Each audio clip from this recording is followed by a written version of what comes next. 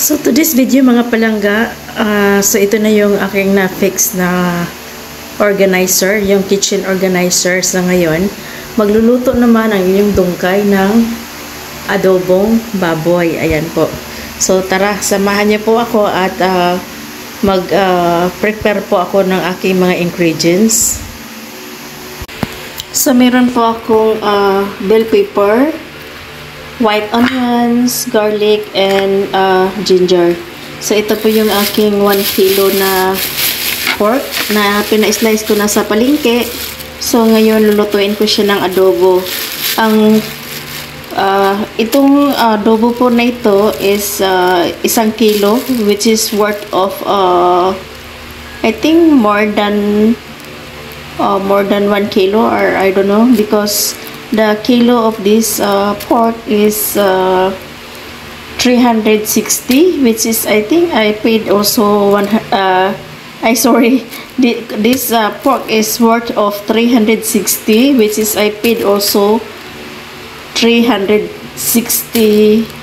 plus, or I don't know, I forget, I cannot remember. So stay tuned mga palangga, at maghihiwa na ako ng aking ingredients sa aking pork adobo.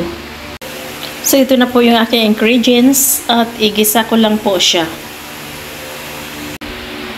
At ito na po siya, halo-haloin lang po natin siya kasi i-pressure cooker ko po siya. Kasi hindi ko na siya pina-fry.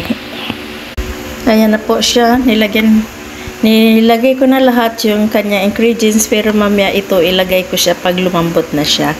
So stay tuned mga palangga, excited na inyong dungkay. At ngayon, ilock lang natin tong aking pressure cooker. Ayan siya, yung aking pressure cooker para lumambot siya. So lutuin ko lang siya dito sa pressure cooker ko ng 10 minutes. So ayan na po siya, nakalock na po siya. So ready ko na po siyang sindihan. Ayan. So, ayan po, nasindihan ko na siya. So, waiting na lang po tayo ng 10 minutes. Ayan, so, after 10 minutes, malambot na po yan. So, stay tuned mga palangga. Excited na ang inyong kurwakwak na dungkay para maluto yung aking adobo. So, ayan po, habang naghihintay po ang inyong dungkay na maging okay yung aking pressure cooker, para makita niyo rin po ang inyong dungkay, ito po ako. Tananang, adibo. Ayan. So, mahilig po talaga ako magluto. Ayan po. Lalong-lalo na sa mga ganitong pagluluto, pressure cooker. Itong pot ko po na ito ay napakamaganda po niya, which is talagang save siya sa energy ng gas. At saka, ano siya, mabilis lang po siya talagang maluto. 10 minutes lang, malambot na po siya. Ayan, so stay tuned po para stay tuned para makita nyo kung gaano kalambot ang adobo ng inyong dungkay. Ayan.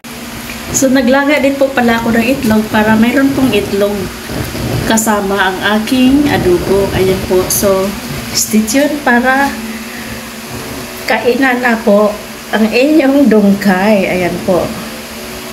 I'm everything I want to be. I want to cook. I like to cook. Ayan. So, yan po.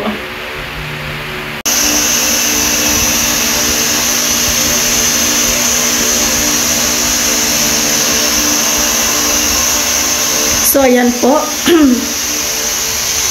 Nag-start na po ng mag-boil yung aking pressure cooker. Ayan.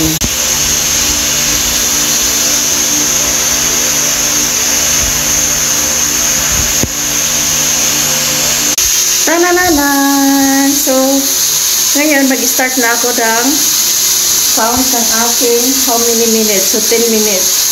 So, I will switch off this around 1:20. So 1:20 in the afternoon, i-switch off ko po siya kasi now the time is 1:15. This 1:15, correct? So, ito na po yung aking adobo. Ayan. Wow. Tara, samahan niyo po ako. Kain na po tayo. So, ito na po. Kain na po tayo. Ayan. Ayan. Napakasarap po ng aking adobo. Ayan po. So, samahan niyo po akong kumain. Tara, kain na po tayo. Yum, yum.